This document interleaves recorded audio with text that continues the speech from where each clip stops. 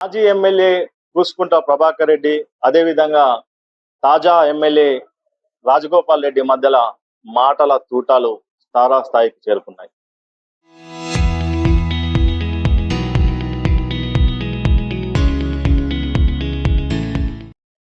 ఇదే అంశంపై మనతో మాట్లాడడానికి మునుగోడు మాజీ ఎమ్మెల్యే కూసుకుంట్ల ప్రభాకర్ రెడ్డి గారు ఉన్నారు. వారిని అడిగి మరిన్ని వివరాలు తెలుసుకున్నాం. అన్న, చెప్పండి, మీ మధ్య రాజగోపాల్ రెడ్డి మధ్య ఈ ఫ్లైఓవర్ ఏదైతే ఉందో చౌటుప్పల్ గురించి మీ ఇద్దరి మధ్యలో మాటలు తూటాలు కొనసాగుతున్నాయి. ఎందుకు? అసలు ఎవరు చెప్పేది కరెక్ట్? ప్రజలు అపోహలో ఉన్నారు. ఇప్పుడు ఎమ్మెల్యే గారు ఏదైతే ఉన్నారో వారు అబద్ధాల పునాదుల మీద ఎమ్మెల్యేగా గెలుచుకోగలిగారు. అట్లాగనే వాళ్ళ పార్టీ కూడా అబద్ధాల పునాదుల మీదనే ప్రభుత్వంలోకి వచ్చింది. ఇలా ప్రజలందరూ కూడా గ్రహిస్తా ఉన్నారు. ఇలా ఎమ్మెల్యే గారు ఈ చౌటుప్పల్లో ఏదైతే ఈ ఫ్లైఓవర్ జరుగుతూ ఉన్నదో, వర్క్ పని జరుగుతూ ఉన్నదో, అది గత 15 నెలల సంది కూడా జరుగుతూ ఉంది. దాని గురించి ఏ రోజు కూడా పట్టించుకోలేదు. ఏ రోజు కూడా దాని మీద అధికారులతోటి ఒక రివ్యూ కూడా కండక్ట్ చేయలేదు. అది ఏం జరుగుతుందో కూడా తనకు తెలియదు. ఆ రోడ్డు మీద రావటం, కొన్ని నలుగురిని వేసుకొని రావటం, ఆ ఆ, భజన చేయించుకోవటం, ఇక తన ఉనికి కొరకు ఏదో 4 మాటలు మాట్లాడటం పోవడం తప్ప నిజంగా ఈ ప్రాంతంలో, మునుగోడు ప్రాంతంలో ఏం జరుగుతూ ఉన్నది, నేను ఏం చేయాల్సి ఉంది, ఇంకా ఏం చేయాలి, ఇవన్నీ కూడా ఎన్నడూ ఏ రోజు కూడా ఆలోచించలేదు. ఎంతసేపు తనకు మంత్రి పదవి మీద ఉన్నంత పిచ్చి ఈ ప్రాంత అభివృద్ధి మీద ఉంటే, ఈ ప్రాంత రైతుల అవసర సమస్యల మీద ఉంటే, ఈ ప్రాంత సాగునీరు మీద ఉంటే, ఈ ఇన్ఫ్రాస్ట్రక్చర్ మీదనే కానీ ఈ మౌలిక వసతుల మీద ఉంటే బాగుండేది. అది లేదు. ఆయనకున్నదంతా ఏంటంటే మంత్రి పదవి రావాలి, కాంట్రాక్ట్లు దొబ్బాలి, అంతే తప్ప ఈ ప్రాంతం మీద లేదు. అసలు ప్రేమ లేనే లేదు. ఎందుకంటే ఈ ప్రాంతంలో పుట్టిన బిడ్డడు కదా ఆయన. ఈ ప్రాంతం బిడ్డడు అయితే వాస్తవికంగా అయ్యో నా గడ్డ ఇది, గడ్డకు చేయాలి, నేను మరణం తర్వాత కూడా బతికి ఉండాలి అని ఒక ఆలోచన ఉండేది. కనుక అది లేదు. ఎంతసేపు ఈ ప్రాంతంలో పదవి పొందాలి, పదవి పొంది మంత్రి పదవి కావాలి, మంత్రి పదవి కాగానే రేపు సీఎం కూడా కావాలనే ఒక అత్యాశాపరుడు ఆయనకు తప్ప అభివృద్ధి అనే ఆశ లేదు ఆయనకు. అభివృద్ధి నిరోధకుడు. అయితే ఇక్కడ జరిగే పని ఏదైతున్నదో ఎన్నడూ పని గురించి కూడా ఆలోచించలేదు. అంటే ఇప్పుడు ఏదైతే హైవే ప్లానింగ్ ఏదైతే ఫ్లైఓవర్ ఉందో, అంటే ఆ ప్లానింగ్ ఇంత ముందుకు వేరేది ఉండే మార్చిరా, మీరు నేషనల్ అథారిటీ వాళ్ళని కలిసి వచ్చారు, మీకేం చెప్పారు? ఇప్పుడు నాకు ఈ పనులు జరుగుతున్న తరుణంలో నాకు 15 రోజుల క్రితం ఈ ప్రాంతం నుంచి అనేక మంది ఫోన్లు చేసినారు. సార్ ఇక్కడ మట్టితోటి ఫ్లైఓవర్ చేస్తా ఉన్నారు, దాంతో చౌటుప్పల్ మొత్తం విడిపోతా ఉన్నది ఉత్తర దక్షిణ భాగాలుగా. త్రిబుల్-ఆర్ తోటి ఏమో తూర్పు పనోరగా విడిపోయింది, మాకు అన్యాయం జరుగుతుంది, దీని మీద మీరు ఒకసారి ఆలోచించాలి, మాకు న్యాయం జరగాలి. చౌటుప్పల్ ఐడెంటిటీ పోతా ఉన్నది. ఈ ఐడెంటిటీ పోయే సందర్భంలో ఎమ్మెల్యే గారేం పట్టించుకుంటలేడు. ఎవరు మాకు దిక్కు? ఎంపీనేమో రాణిస్తలేడు ఎమ్మెల్యే. కనీసం మంత్రి దగ్గర పోదామంటే మంత్రి ఏమో అసలు చౌటుప్పల్ అనగానే, మునుగోడు నియోజకవర్గం అనగానే అని అంటా ఉన్నాడు. మాకు దిక్కు లేదు. సరే, మీరు ఒక్కసారి మీ దృష్టికి తీసుకొస్తున్నాం, దీని మీద మాకు న్యాయం జరుగుతుందని ఆశిస్తున్నాం సార్ అని చెప్తే, నేను వెంటనే మా నాయకులను తీసుకొని పై అధికారుల దగ్గరికి, నేషనల్ హైవే అథారిటీ ఆర్ఓ దగ్గరికి, అదేవిధంగా పీడీ దగ్గర కూడా వెళ్ళి ఏం జరుగుతూ ఉన్నది అనేది ఒక పూటంతా దాని గురించి మొత్తం సమాలోచనలు చేసి డ్రాయింగ్స్ తీసుకొని చూస్తే ఏముంది అంటే, కొండూరు రోడ్డు, నారాయణపురం రోడ్డు, ఈ రోడ్లో అట్నే ఒలిగొండ రోడ్డు దగ్గర మాత్రమే వెహికల్ అండర్ పాస్లు ఉన్నాయి. అంత మట్టి రోడే, మట్టితోటే ఇది ఫ్లైఓవర్ చేస్తా ఉన్నారు. మరి ఇదేం పద్ధతి? మరి చౌటుప్పల్కి అన్యాయం జరుగుతుంది, మాకు ఎలివేటెడ్ కారిడార్ కావాలని గట్టిగా నిలదీస్తే, లేదండి మా వల్ల కాదు, ఇదివరకు 15 నెలలు అవుతా ఉంది, 15 నెలలతోటి ఎవరు కూడా పట్టించుకోలేదు, మా ఎమ్మెల్యే మాట్లాడి నాకు ఎవరు మాట్లాడలేదు సార్, ఇప్పుడంటే ఇప్పుడు కాదు, మరి బస్సులు ఎటు పోవాలి అని బస్సుల విషయంలో మాట్లాడితే, బస్ స్టాండ్ పెద్దది, అది విజయవాడకి వెళ్ళి వస్తారు, మచిలీపట్నంకి వెళ్ళి వస్తారు, ఆంధ్ర ప్రాంతంకి వెళ్ళి వచ్చే బస్సులన్నీ ఇట్లా టర్న్ అయ్యి ఇట్లా పోవాల్సి వస్తుంది. అంటే ఇక్కడికి వెళ్ళి ఇక్కడ టర్న్ అయితే కదా సార్ కొండూరు రోడ్ అంటే టర్న్ అయ్యి ఎటు పోతుంది బస్ స్టాండ్ ఎదురు పోతే. దాని మీద టెక్నికల్ గా కొన్ని మనం నిలదీయటం వల్ల ఇది మీరు చెప్పిన మాట వాస్తవం సార్. సరే బస్ స్టాండ్ ఎదురుగా మాత్రం మేము తప్పనిసరిగా వెహికల్ అండర్ పాస్ ఏర్పాటు చేస్తామని హామీ ఇచ్చిర్రు. కానీ వాళ్ళేమో అక్కడ హామీ ఇచ్చిర్రు. హామీ ఇచ్చిన తర్వాత ఈ తన వచ్చేమో ఇక్కడ లేదండి కాదు ఏదో ప్రెస్ మీద పెట్టి నన్ను తిట్టుకోవడానికే సరిపోయింది ఆయన ప్రభాకర్ రెడ్డి ఐసా పైసా అని. అసలు ఈ సమస్య పరిష్కారం అనేది మాట్లాడు 2 మీటర్లు అయితే ఏదో వస్తుందా పోతే అది కాదు. ఒకవేళ సంవత్సరాల పని ఆగాలంటే ఆగిపోతుంది అది. మరి అట్లా ఆపుదామా? లేకపోతే సరే ఇప్పటికైతే ఏదో మనుషులు పోవటానికి అండర్ పాస్ ఏర్పాటు చేద్దామని చెప్పి వెళ్ళిపోయింది. కానీ ఇప్పుడు ఏదైతే ఇప్పుడు ఈ రోడ్డు మీద లక్షల మంది దీని మీద ప్రయాణం చేస్తుంటారు. ఏదైతే సర్వీస్ రోడ్ ఉందో అసంపూర్తిగా ఉంది. ఇప్పుడు రాజగోపాల్ రెడ్డి ఏం చెప్తుండ్రు అని అంటే ఇది ఏదైతే హైట్ లేపితే అక్కడ దర్గాకు సంబంధించి ఇబ్బంది జరుగుతుంది అనే విషయం చెప్తుండ్రు. అంటే దీని గురించి చర్చ జరగలేదా? ఎప్పుడు వాళ్ళని కుసబెట్టి మాట్లాడిన సందర్భాలు లేవా? నేషనల్ హైవే ఏర్పాటు అయినప్పుడు కూడా తను ఎంపీగా ఉన్నట్టు బహుశా అప్పుడు ఎంపీగా ఉన్నాడు. వాళ్ళన్న ఐటీ మినిస్టర్ గా ఉండే అప్పుడు సుఖేందర్ రెడ్డి నల్గొండ ఎంపీనో ఏదో ఉన్నట్టున్నాడు బహుశా. అయితే దీని గురించి ఎవరు పట్టించుకోలేదు. అప్పుడే పట్టించుకుంటే బాగుండిపోయేది. అయినా కానీ అప్పుడు ఈ దర్గా దగ్గర ఏదైతే ఉన్నదో వాళ్ళకు ల్యాండ్ కాంపెన్సేషన్ కూడా ఇచ్చిర్రు.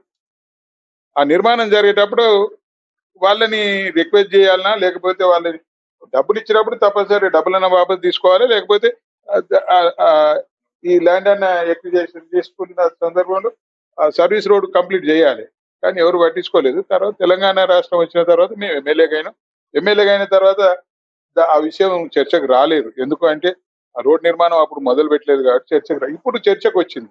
చర్చకు వచ్చినప్పుడు నేను ఏమంటున్నా అంటే ఒక ఎమ్మెల్యేగా తనకున్న పరిధిలో తనకున్న ఏదైతే పవర్స్ ఉన్నాయో ఆ పవర్స్ తోటి వాళ్ళని పిలిపించుకోవాలి. ముస్లిం పెద్దల్ని పిలిపించుకొని ఆ దర్గాకు సంబంధించిన పెద్దల్ని తీసుకొని అయ్యా మరి గతంలో మీరు కంపెన్సేషన్ కింద అమౌంట్ తీసుకున్నారు. దాని కొరకు అక్కడ ఎకరం భూమి కూడా మనం ఏది ఈద్గాకి ఇచ్చినాము. మరి మీరు డబ్బులు వాపసు ఇవ్వగలుగుతారా? లేకపోతే ఈ రోడ్డును మనం కంటిన్యూ చేసుకుందాం. ప్రజలందరికి సంబంధించింది కాబట్టి మీరు పెద్ద మనసు చేసుకొని ఈ ఈ సర్వీస్ రోడ్డుకు అనుకూలంగా మీరు సహకరిస్తే బాగుంటుందని అలా నచ్చ చెప్తే బాగుంటుంది. ఎందుకంటే అధికారం ఉన్నవాడు అడిగితేనే దానికి వాల్యూ ఉంటుంది. నాలాంటి వాడు అడిగితే ఏముంటది అంటే ఎవరు చేసే పైన ఎవరు చేసినట్టు ఉంటది. కానీ అయినా కానీ మన స్థాయిలో మనం ఒక మాజీ ఎమ్మెల్యేగా ఈ నియోజకవర్గ ఇన్ఛార్జిగా ఒక ప్రతిపక్ష నాయకునిగా నేను ఏదైతే ప్రయత్నాలు చేస్తున్నాను. బహుశా అయితే సఫలం కావచ్చు. కానీ ఈ వెహికల్ అండర్ పాస్ ఏదైతే ఉందో దాన్ని మేము ఒప్పించి నచ్చజెప్పి పై అధికారులతోటి ఆ బస్ స్టాండ్ ఎదురుగా 20 మీటర్ల వెడల్పుతోటి 4.5 మీటర్ల హైట్ తోటి వెహికల్ అండర్ పాస్ ను మనం ఏర్పాటు చేయిస్తానికి వాళ్ళు ఒప్పుకున్నారు. వాళ్ళు మార్కింగ్ కూడా ఇచ్చిర్రు. ఆ పని పూర్తి అవుతుందని మేము భావిస్తాం. అదే విధంగా సర్వీస్ రోడ్ తో పాటు ఇప్పుడు ఏదైతే అండర్ డ్రైనేజ్ ఉందో ఇప్పుడు ఇంకో 2 నెలలు పోతే వర్షాకాలం వస్తుంది. ఇప్పుడు రోడ్డు మీద పడ్డ వాటర్ మాత్రమే ఆ డ్రైనేజ్ నుంచి పోతాయి. రేపు చెరువు నింతే ఏదైతే చౌటుప్పల్ చెరువు ఉందో ఆ చౌటుప్పల్ చెరువు నుంచి అలుగు ఎక్కడికి వెళ్తుంది? రేపు మళ్ళీ చౌటుప్పల్ మళ్ళా మునిగే పరిస్థితి ఉంటుంది. దానిపైన మీరు ఎలాంటి ఏమన్నా ఆందోళనలు కానీ ఏమన్నా చేస్తురా? విషయము ఇక్కడ ఎవరైతే ప్రజాప్రతినిధి ఉన్నదో తనకు పట్టింపు ఉండాలి. దానికి ఈ ప్రాంతం మీద కానీ ఇక్కడ ఈ అంశాల మీద కానీ మీరు ఏదైతే చెప్పిరో ఈ డ్రైనేజ్ వ్యవస్థ మీద కానీ అవగాహన లేదు ఆయనకు. ఏమైనా మాట్లాడితే నేను ఇంజనీర్ని అంటాడు. ఏం ఇంజనీరో ఏం సంగతో నాకు తెలియదు. కానీ అప్పుడు మా తాతగాడు చూసిన మా నాయన ముందు మా తాత మా బర్రెలు కాసేవాడు మల్లిగాడు. ఆ మల్లి ఈయన కన్నా ఆ మల్లెనే మెరుగు అనిపించింది. ఎందుకంటే ఈ వరం ఇట్లా చేయాలి సార్, ఆ వరం ఇట్లా చేయాలి సార్ అని చెప్పేదాన్ని. కానీ ఈయనకు ఏ అవగాహన లేదు. పేరుకే ఇంజనీరు. ఆయనకున్న మోజంతా ఒకటి మంత్రి పదవి మోజు తప్ప వేరే మోజు లేదు.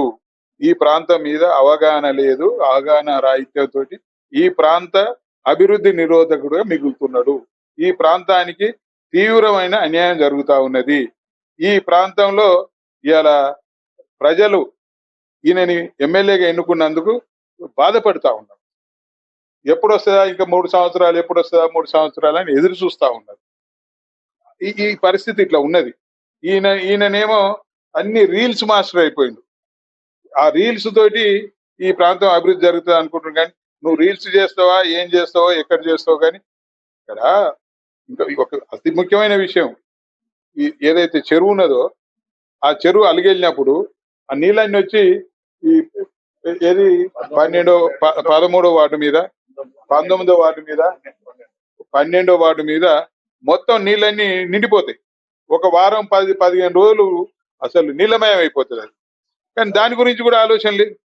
నేను అప్పుడు ఎమ్మెల్యేగా ఉన్నప్పుడు దాని ప్రతిపాదనలు పెట్టి దాన్ని ఒక 3 మీటర్ల వెడల్పుతోటి 2.5 మీటర్ల డెప్త్ తోటి 7.5 కోట్లు శాంక్షన్ చేయించిన. మరి ఆ శాంక్షన్స్ ఎటుపోయినాయో ఏదైనా నాకైతే అర్థం కావటం లేదు. మన అధికారులను కూడా అడిగినాను, సార్ మరి అది చూస్తాం సార్ అని చెప్పినారు. అది చాలా ఇంపార్టెంట్ అయిన ఇష్యూ. ఎన్నడూ కూడా దాని గురించి ఆలోచించాడు. ఇవాళ మున్సిపాలిటీలో గెలిపిరి అన్నాడు, గెలిపిస్తే ఏదో చేస్తాడు. నువ్వు ఎమ్మెల్యేగానే చేయలేంది మున్సిపాలిటీ చైర్మన్ ఏం చేస్తాడా, వార్డు మెంబర్లు ఏం చేస్తారు? మొన్న మున్సిపాలిటీ ఎన్నికలలో కొంతమంది మహిళలు అడిగిరు, ఏమని, సార్ మా పెన్షన్లు రాలేదు సార్, ఇప్పటికి రాలేదు సార్, వాళ్ళు ఏదో చెప్తారు సార్ 4,000 ఇస్తామని. ఎవరో చూడవా లిస్ట్ రాసుకుని తెల్లారిద్దాం, నా జైలుకి వెళ్ళిస్తా, మా ట్రస్ట్కి వెళ్ళిస్తా అని చెప్తాడు. నీ జైలుకి వెళ్ళి ఇచ్చే బదులు, ట్రస్ట్కి వెళ్ళి ఇచ్చే బదులు నువ్వు అధికారంలో దేనికున్నావు, ఎమ్మెల్యేగా దేనికున్నావు? సరే జైలుకి వెళ్ళి ఇస్తామని అనుకుందాం, మరి ఇచ్చినావా ఇప్పటి వరకు?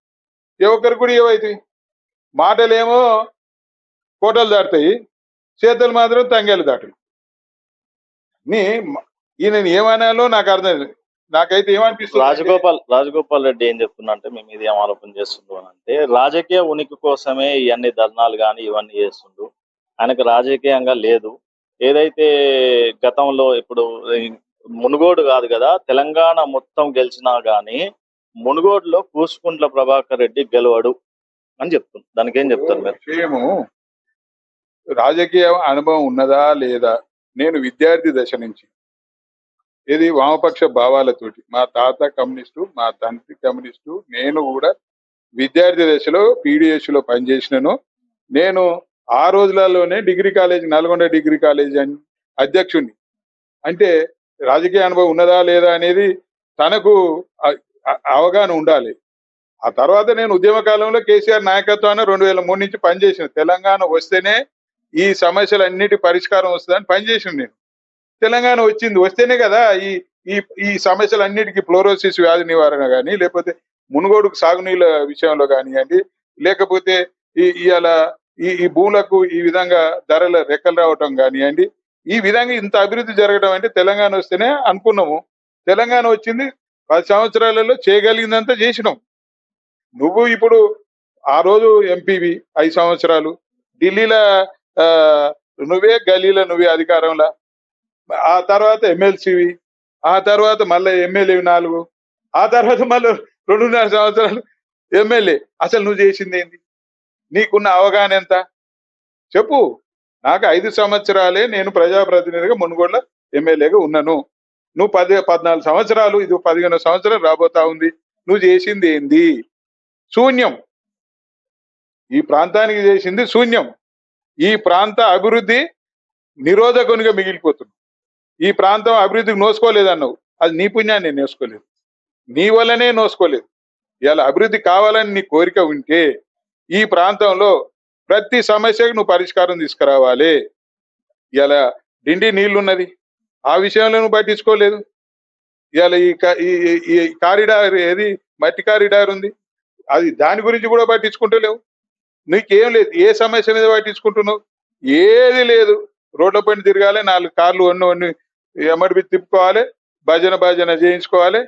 ఇది సంక్రాంతికి ఆయన ఏం పేరు, ఆయన కూడా కోపం చేస్తాం, గంగరెద్దురాలు అంటే. కానీ అట్లా రావాలి, ఏదో నీ ఉనికి కొరకు నువ్వు ప్రయత్నాలు సాగించుకోవాలి. ఉనికి కొరకు ప్రయత్నాలు చేసేది నువ్వు. మేము ఈ ప్రాంత అభివృద్ధి కొరకు, ఈ ప్రాంత సమస్యలను పరిష్కరించుకోవడం కొరకు నిత్యం అధికారంలో ఉన్నా లేకున్నా ప్రజల మధ్య ఉంటున్నాం, ఈ ప్రాంతంలో తిరుగుతున్నాం. ఏదైతే రాజకీయ అనుభవం నాకు కాదు, తనకు లేదు. ఏదైతే ఇక్కడ ప్రాంతం వాడిగా ప్రతి అభివృద్ధి కార్యక్రమంలో నేనున్నానో, ఏదైతే గతంలో ఏదైతే బీఆర్ఎస్ పార్టీ, టీఆర్ఎస్ పార్టీ అభివృద్ధి కార్యక్రమాలు చేసిందే తప్ప, రాజగోపాల్ రెడ్డి ఎక్కడ ఈ అభివృద్ధి కార్యక్రమాలు చేయలేదు. ఆయన మాటలు కోటాలు దాటుతున్నాయి తప్ప చేతలు గడప దాటట్లేవని ఇక్కడ మాజీ ఎమ్మెల్యే కూసుకుంట్ల ప్రభాకర్ రెడ్డి ఆరోపిస్తున్నారు. కెమెరామాన్ కృష్ణతో గణేష్, యాదాద్రి భువనగిరి జిల్లా.